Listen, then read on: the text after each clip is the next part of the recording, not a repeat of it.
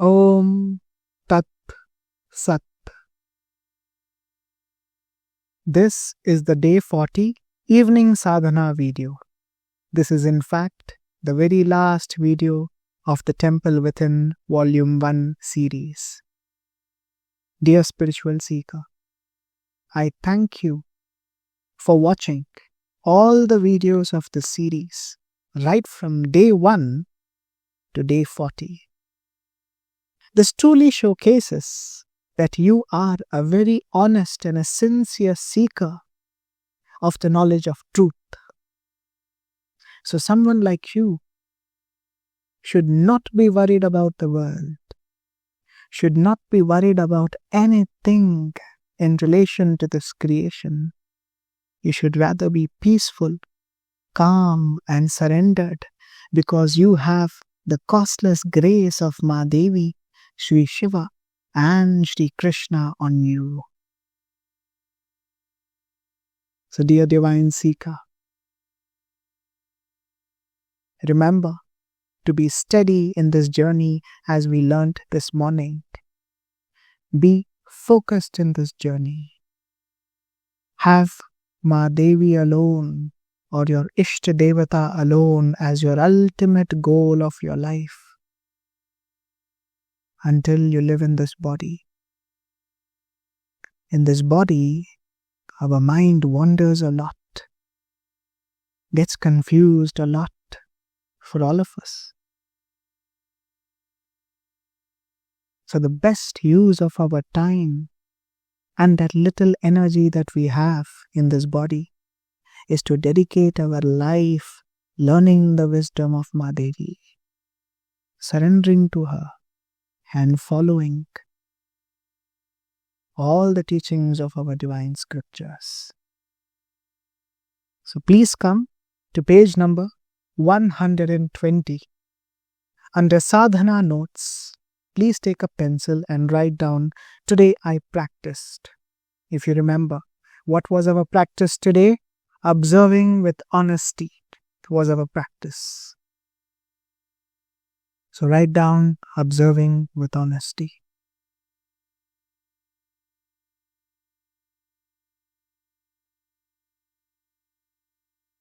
Next, what I observed within, I observed clarity, peace, steadiness. Whatever you observed, please write it down.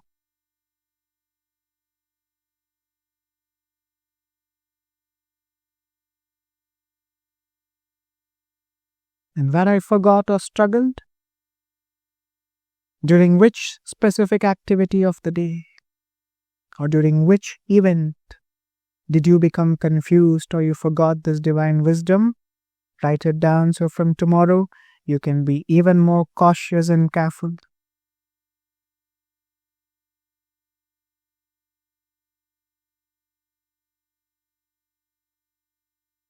And what I offer at her feet? I offer this 40-day sadhana at her feet. I thank her for giving me this opportunity to learn divine wisdom, to meditate on divine wisdom at her feet. I offer all my success, all my failure at her feet because it is all her grace that I was able to do this. That's what we offer. And once you've written, with your back being straight, your eyes being closed, listen to today's final satsanga on the Temple Within Volume 1 series. If you remember this morning, we learned from the Gita, chapter 13, verse 7, about what is true knowledge. Because only true knowledge can keep us steady in this journey. And what is ignorance? Anything opposite to this is known as ignorance. Following this is what is known as truthfulness. So today we will see that dispassion towards the objects of enjoyment of this world and the next is what is known as true knowledge. What is true knowledge? Dispassion towards the objects of enjoyment in this world and the next. It means whatever you receive in this world, name, fame, power, luxury, whatever you get here, don't be attached to it. And if you walk in the path of dharma, there is a lot more the creation will give you. Don't be attached to that as well. Treat them all as temporary pleasures, which are given by Ma Devi to help us to live our life in comfort. But they are not our ultimate goal. Dear sincere seeker, a vehicle which you might have, a house in which you might be living in, you might be having many modern amenities, technologies. They all are given to you so you can live your life in comfort, not to be attached to them, not to be addicted to them. Smartphone, laptops, all these technologies what we have, they all have been given to us to make our life much more easier. They will come to you. These are nothing. There are far higher siddhi powers which will come your way. Now when you become addicted to these such small powers, imagine if higher powers in Prakriti, if siddhi powers come into you, what will happen? That is why, dear sincere seeker, develop detachment. Whatever, even you can be someone who has the power to transform the whole world, yet you should never use it. Because true transformation comes under the guidance of Ma Devi, not under our guidance. True change comes by the grace of Ma Devi, not by our support. So what we understand from this verse is dispassion towards the objects of enjoyments in the world and the next. See, you all have dedicatedly attended this 40-day sadhana. By default, you have unlocked all those grace which should be coming to you. You will receive phenomenal grace. Life will change in a much better way. But this change should not become a reason for our further addiction, for our further attachment. Then you cannot rise in this journey. You will be lost in this journey. That is why, dear sincere seeker, learn to develop detachment, dispassion. Whatever is given to you is the grace of Ma Devi. Now don't develop hatred towards it. Oh, I don't want technology. I don't want my smartphone. I don't want air conditioner. I don't want this. No. Don't make your life difficult. Make your life practical and make your life easy. Whatever is there, I'm happy with it. What is not there, I'm grateful that Ma Devi has not given it to me. If it's required for me, it will come to me. That is the vision what we should carry. If you do this, you're living as per truth, and you'll be steady in this journey now and forever. In this body and in many different bodies that are yet to come. Remember, you don't like this world because right now you see this world as being unfavorable to you. What if we make this world favorable to you? Would you not like to participate in this divine play? Trust me, we all would like to come back.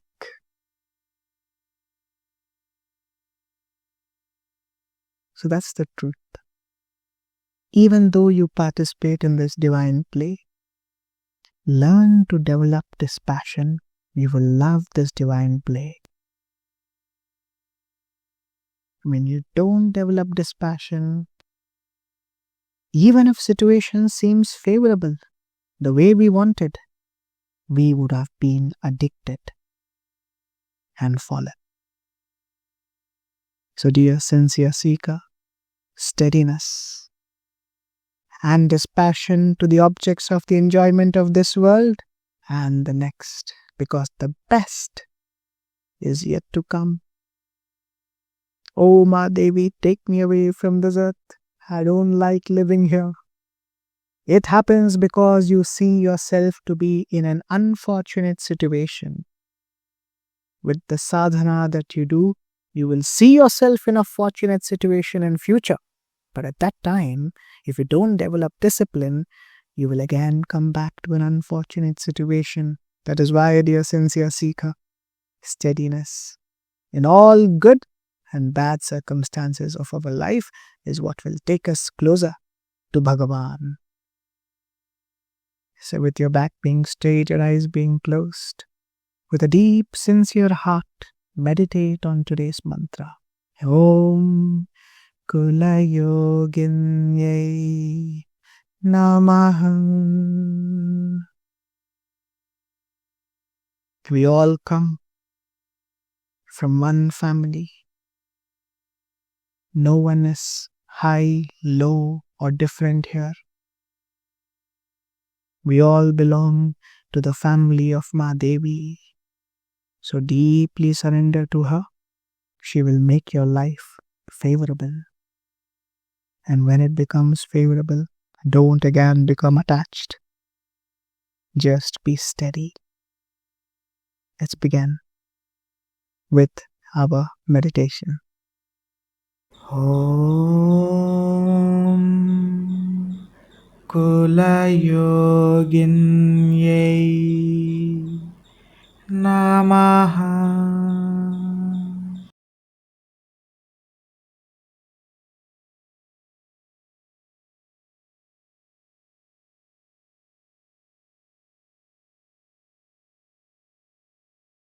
Om Kulayoginyai Namaha.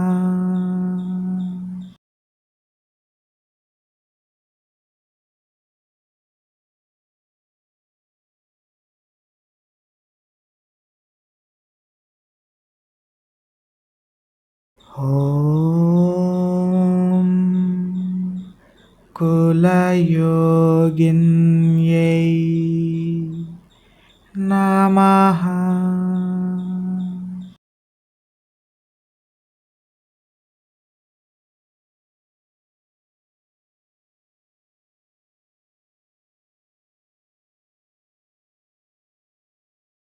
Om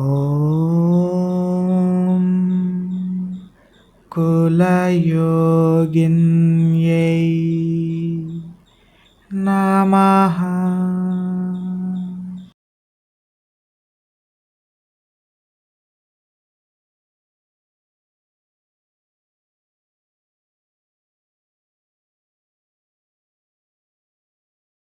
Om Kulayoginyai Namaha.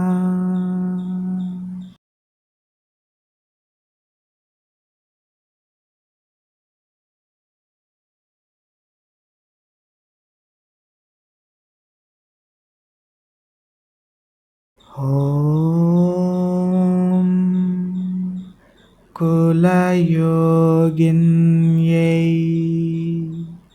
Namaha.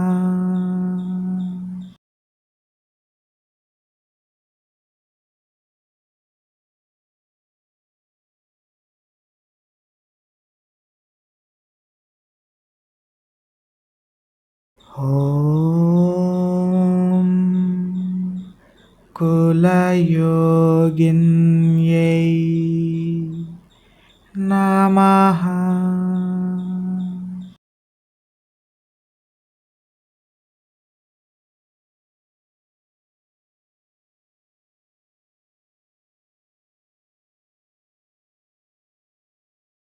ॐ कुलयोगिन्यै नमः।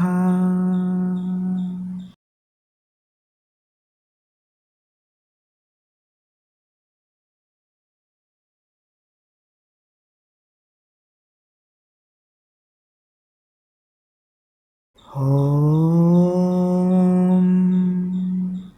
कुलयोगिन्यै नमः।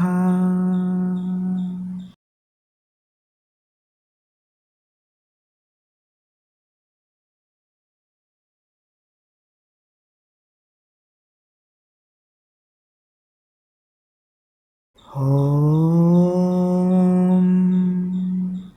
कुलयोगिन्यै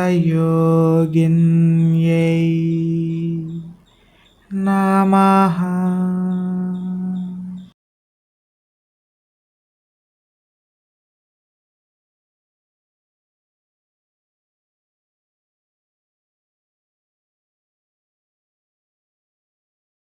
ॐ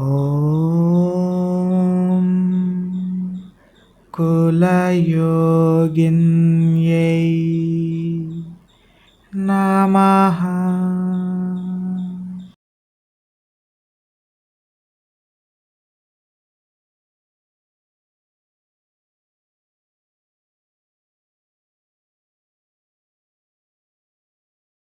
ॐ कुलयोगिन्यै नमः।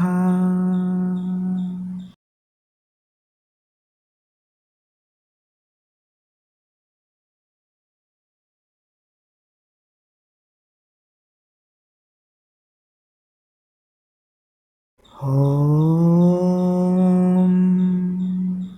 कुलयोगिन्यै नमः।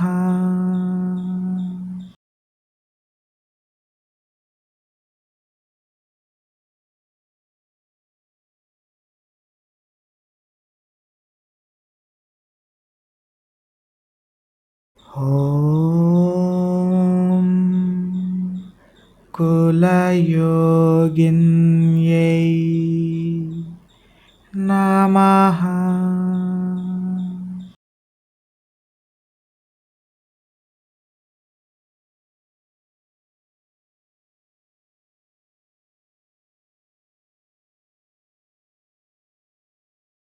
ॐ कुलयोगिन्यै नमः।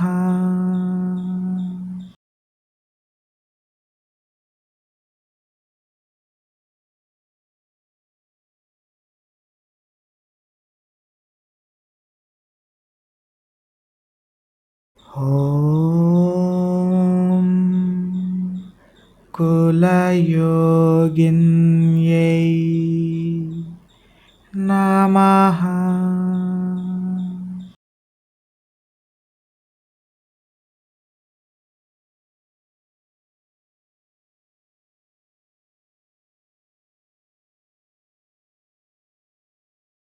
ॐ कुलयोगिन्यै नमः।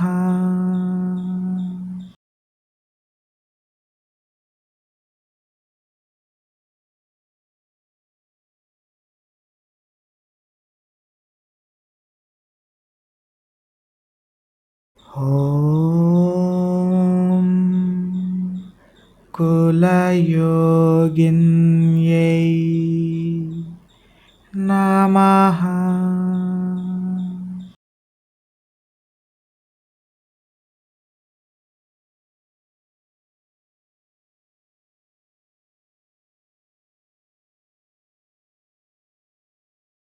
ॐ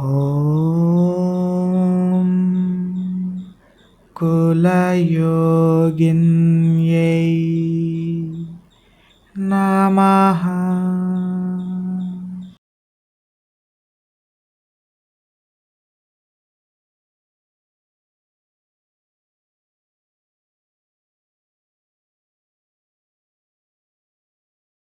ॐ कुलयोगिन्यै नमः।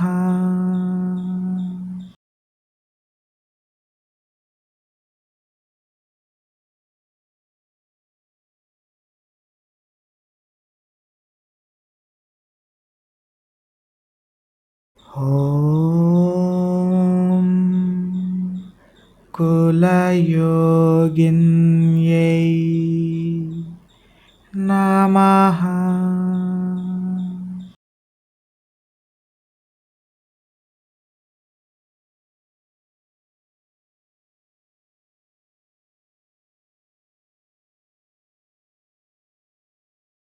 ॐ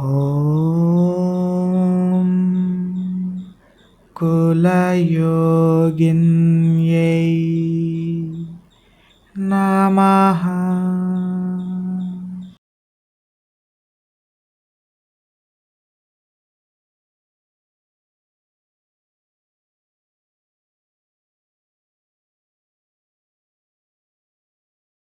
ॐ कुलयोगिन्यै नमः।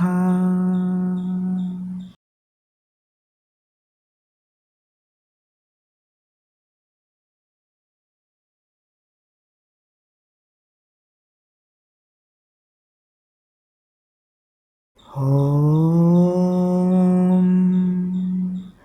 कुलयोगिन्यै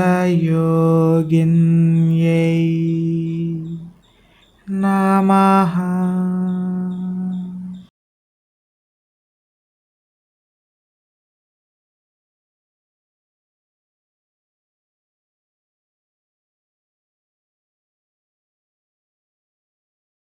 ॐ कुलयोगिन्यै नमः।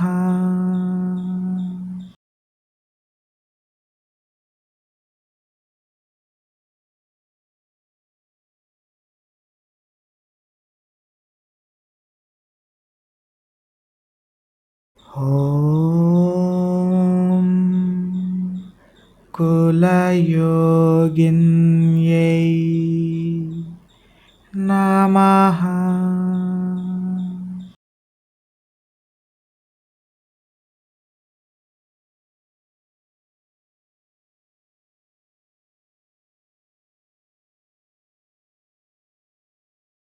ॐ कुलयोगिन्यै नमः।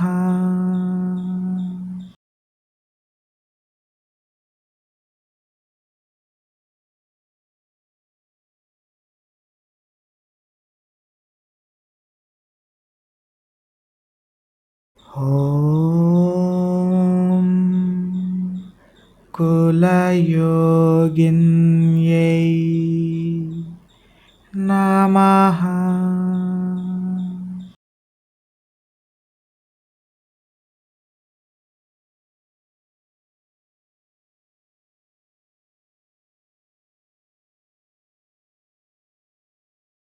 ॐ कुलयोगिन्यै नमः।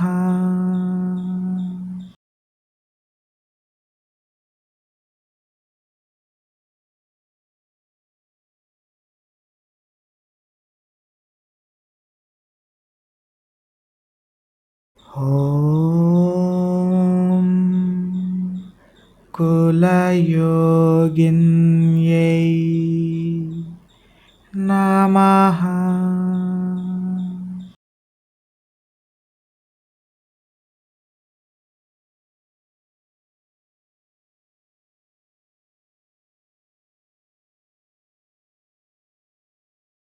ॐ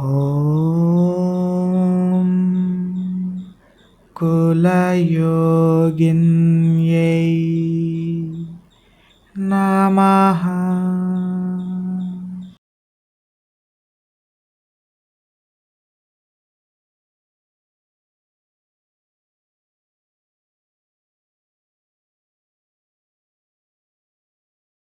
ॐ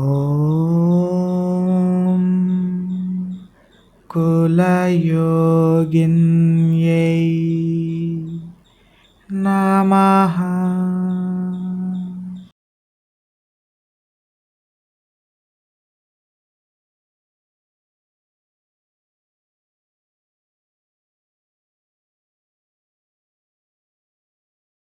ॐ कुलयोगिन्यै नमः।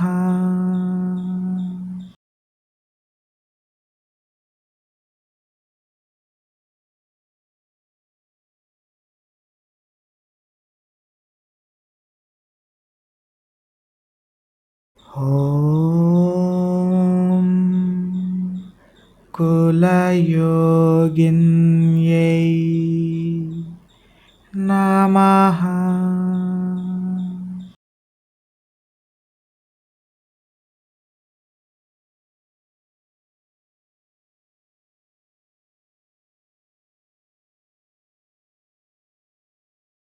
ॐ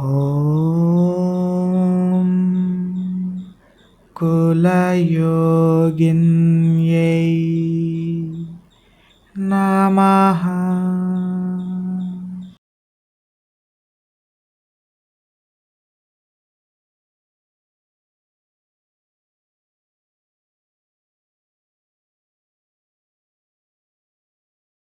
ॐ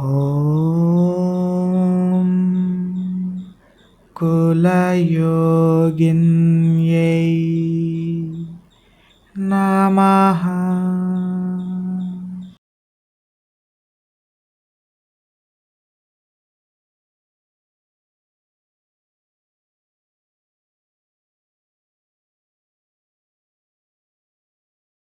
ॐ कुलयोगिन्यै नमः।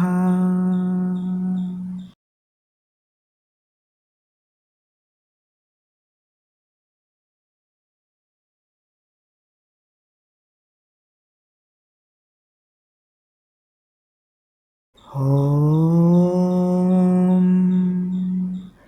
कुलयोगिन्यै नमः।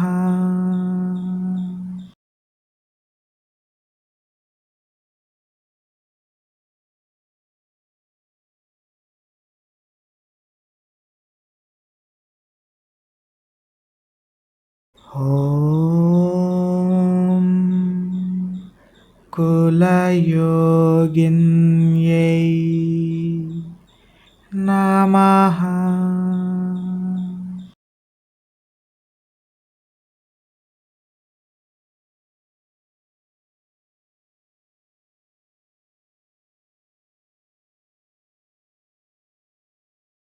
ॐ कुलयोगिन्यै नमः।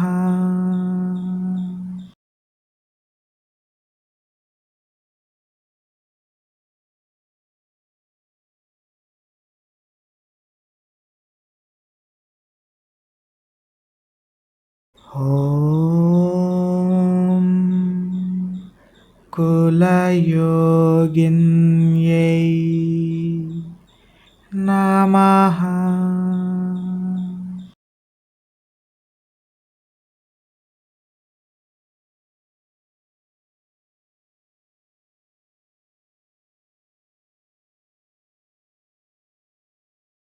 ॐ कुलयोगिन्यै नमः।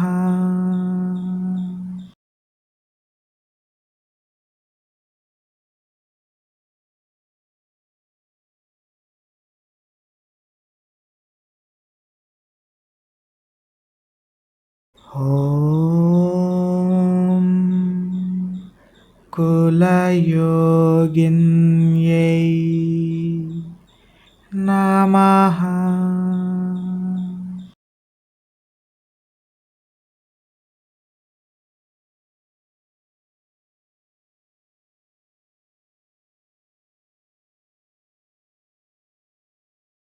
ॐ कुलयोगिन्यै नमः।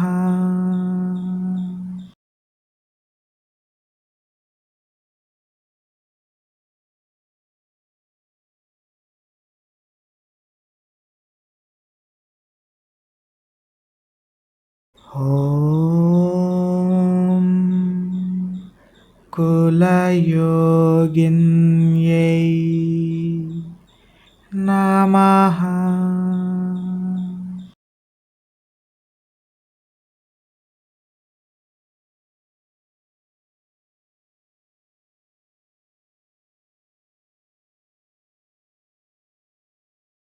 ॐ कुलयोगिन्यै नमः।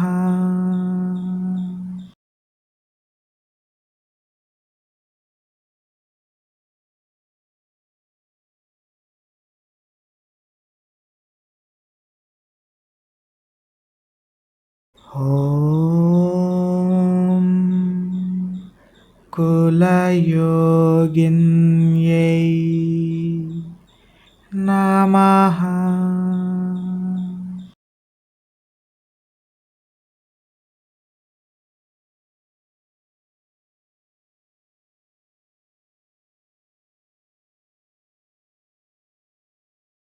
ॐ कुलयोगिन्यै नमः।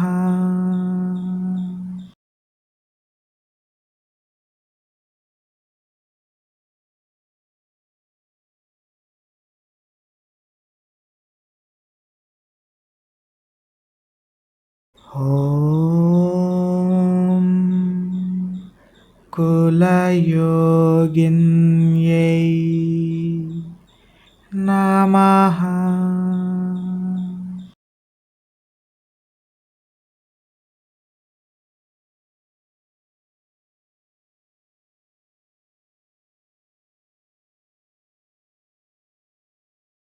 ॐ कुलयोगिन्यै नमः।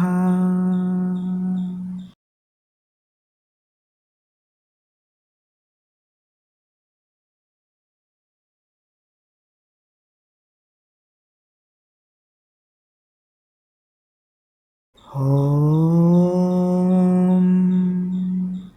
कुलयोगिन्यै नमः।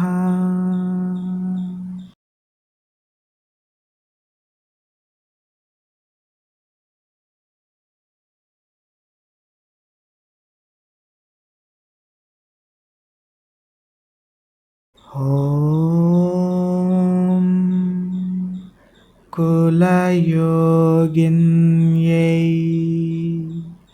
नमः।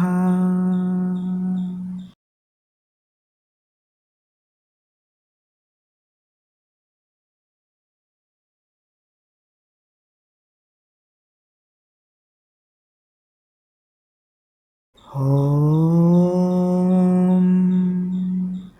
कुलयोगिन्यै नमः।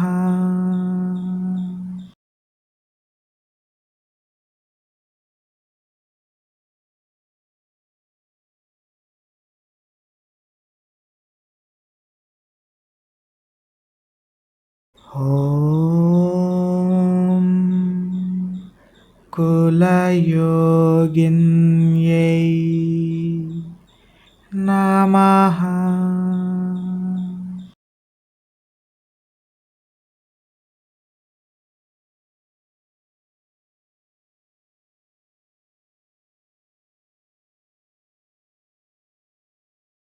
ॐ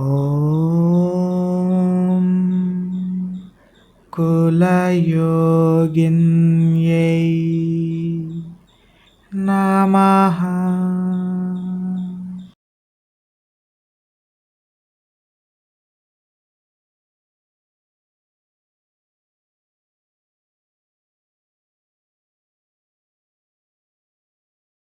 ॐ कुलयोगिन्यै नमः।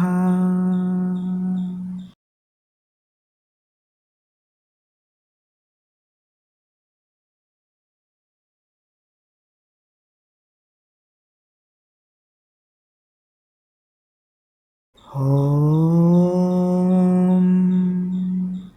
कुलयोगिन्यै नमः।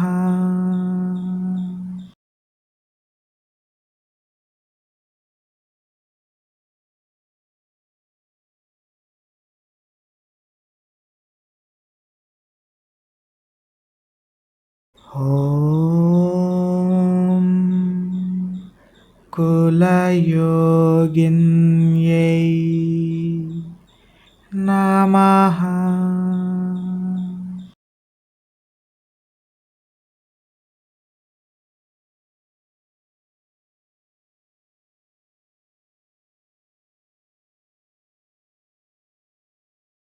ॐ कुलयोगिन्यै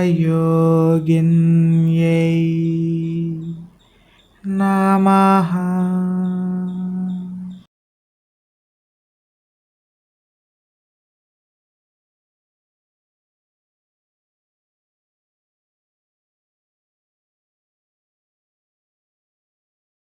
ॐ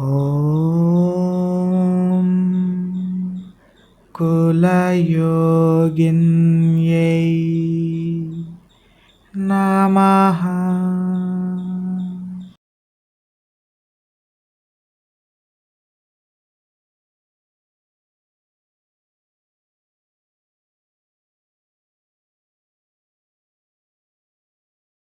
ॐ कुलयोगिन्यै नमः।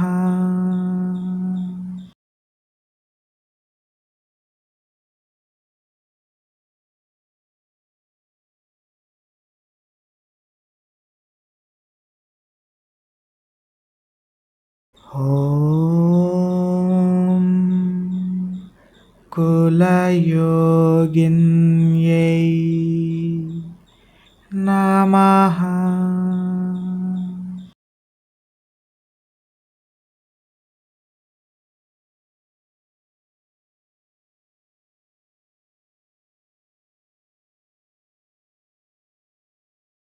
ॐ कुलयोगिन्यै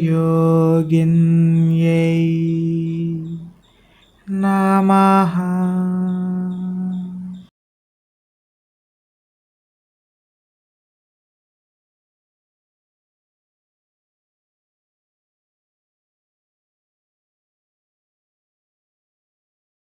ॐ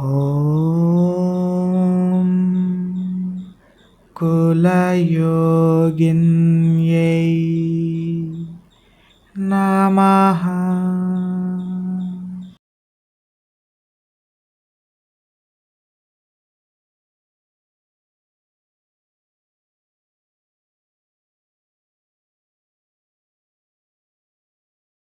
ॐ कुलयोगिन्यै नमः।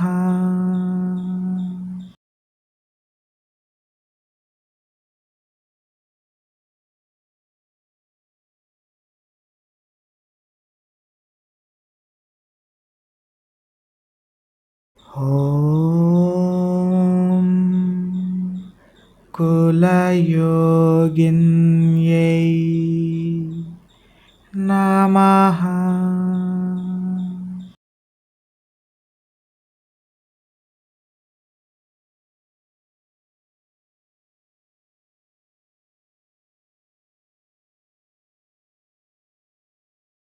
ॐ कुलयोगिन्यै नमः।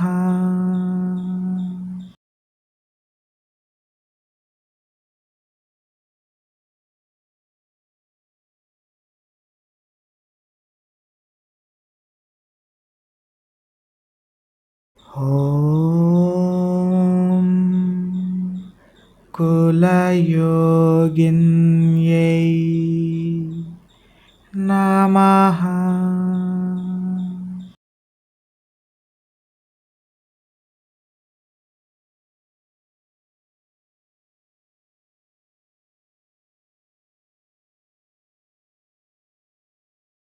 ॐ कुलयोगिन्यै नमः।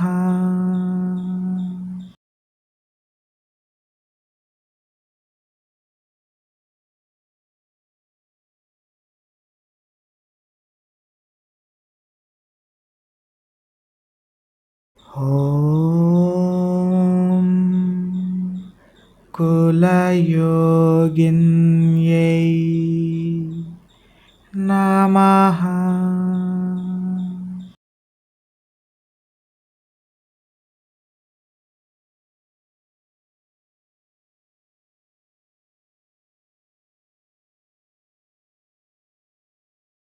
ॐ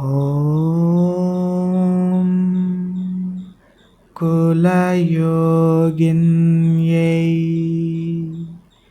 नमः।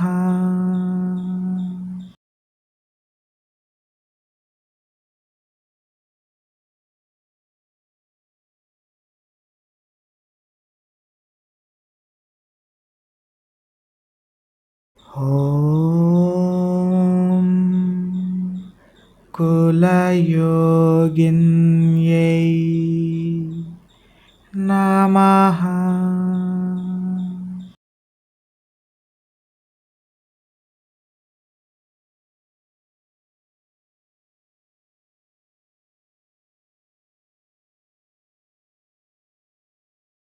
ॐ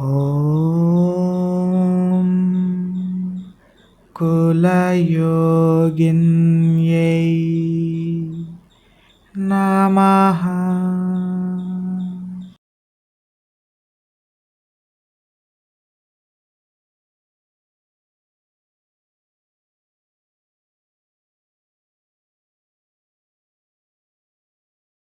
ॐ कुलयोगिन्यै नमः।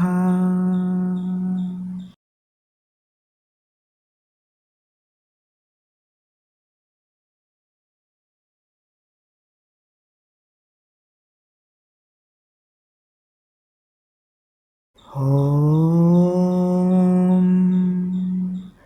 कुलयोगिन्यै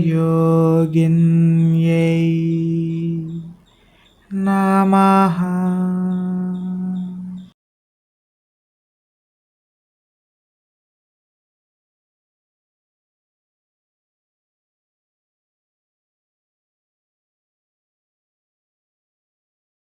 ॐ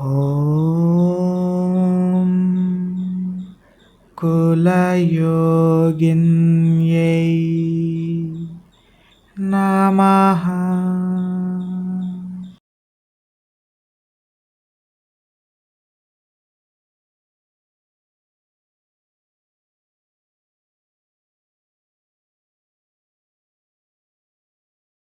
ॐ कुलयोगिन्यै नमः।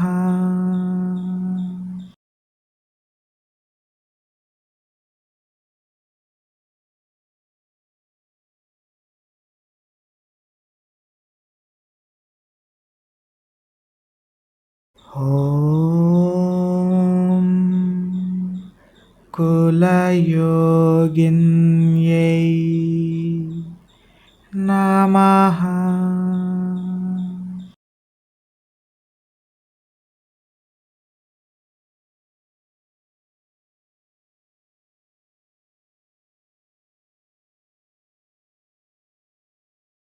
ॐ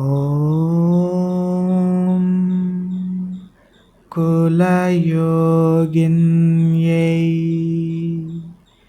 नमः।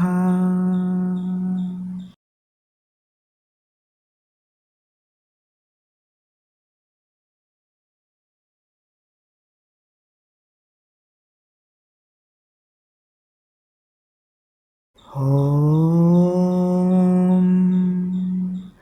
कुलयोगिन्यै नमः।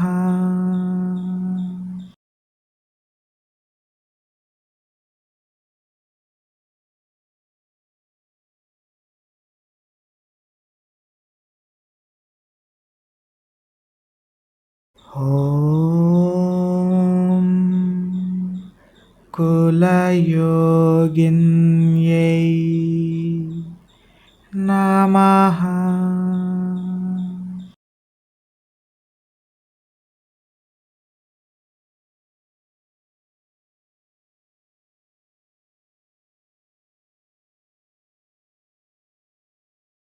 ॐ कुलयोगिन्यै नमः।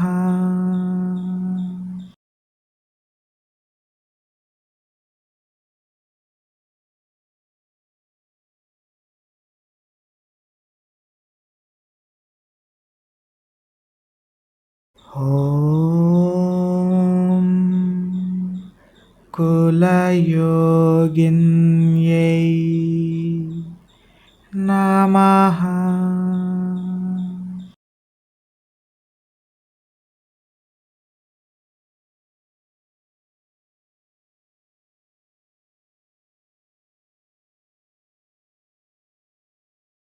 ॐ कुलयोगिन्यै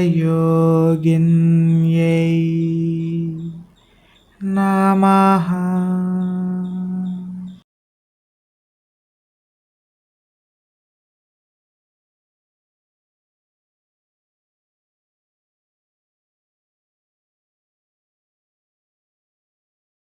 ॐ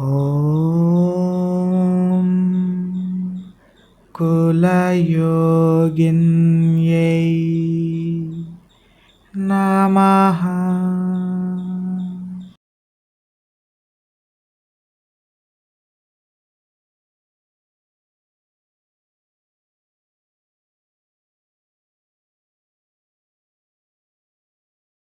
ॐ कुलयोगिन्यै नमः।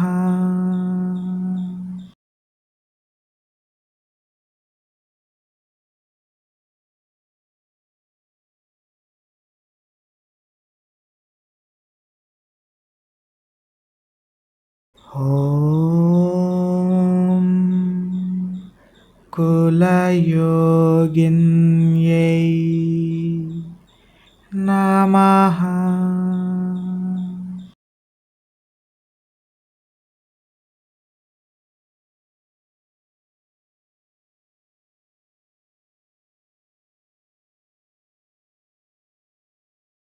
ॐ कुलयोगिन्यै नमः।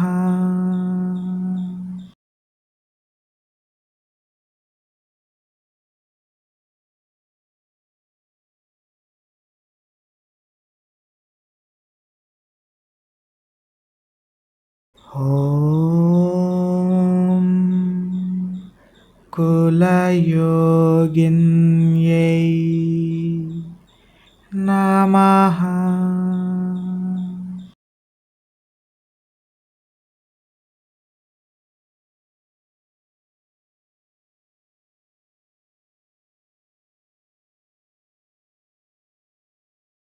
ॐ कुलयोगिन्यै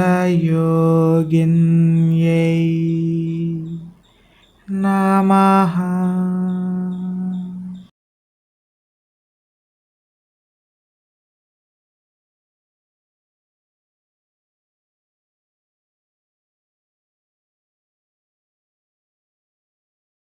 ॐ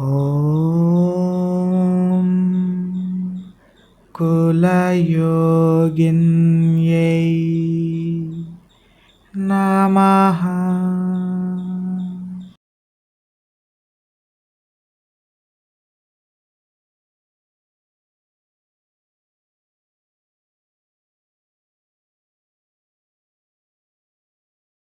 ॐ कुलयोगिन्यै नमः।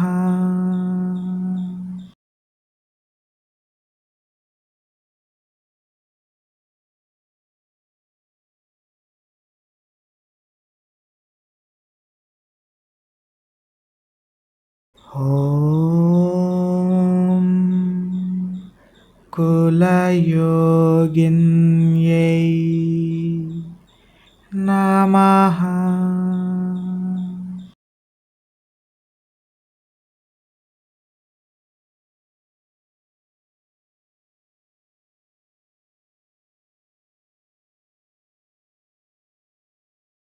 ॐ कुलयोगिन्यै नमः।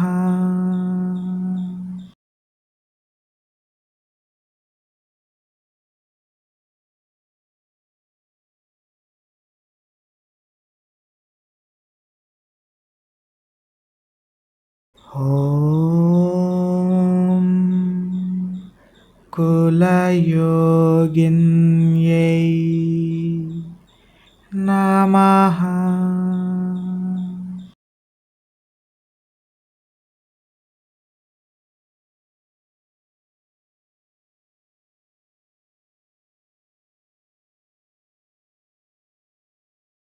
ॐ कुलयोगिन्यै नमः।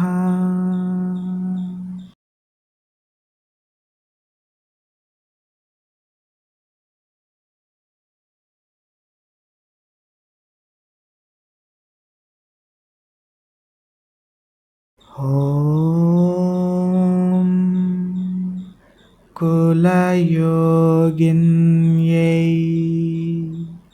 नमः।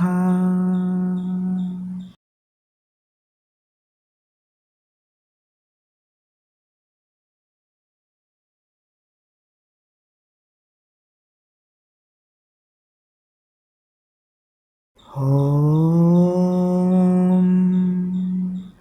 कुलयोगिन्यै नमः।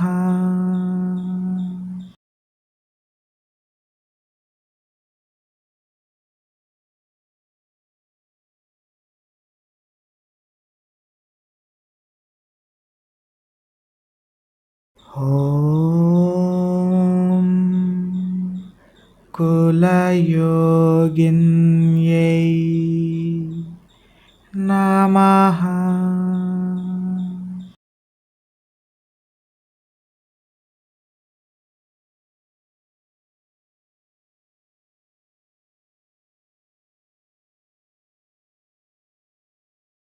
ॐ कुलयोगिन्यै नमः।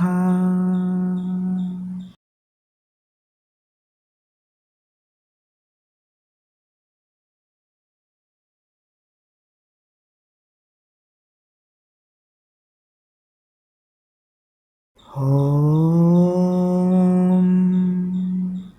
कुलयोगिन्यै नमः।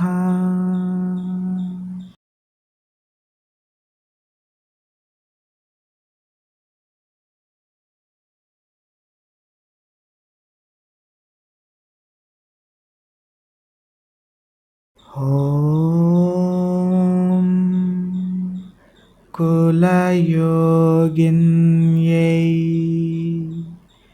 नमः।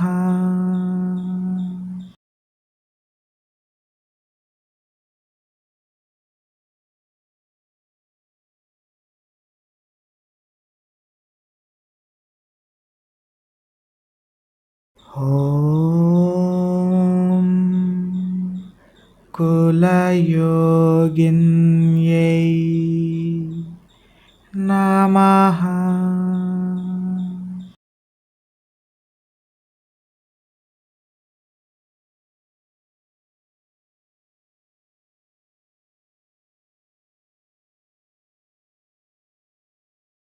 ॐ कुलयोगिन्यै नमः।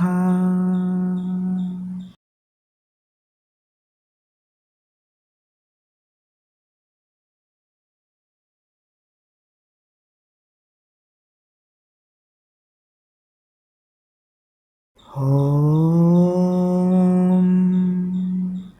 कुलयोगिन्यै नमः।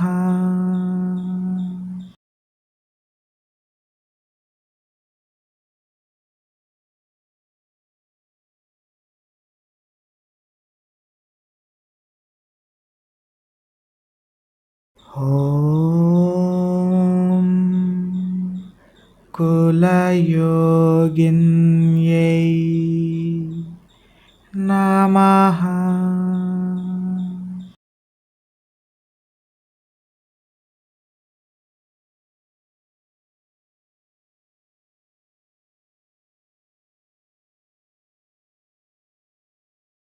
ॐ कुलयोगिन्यै नमः।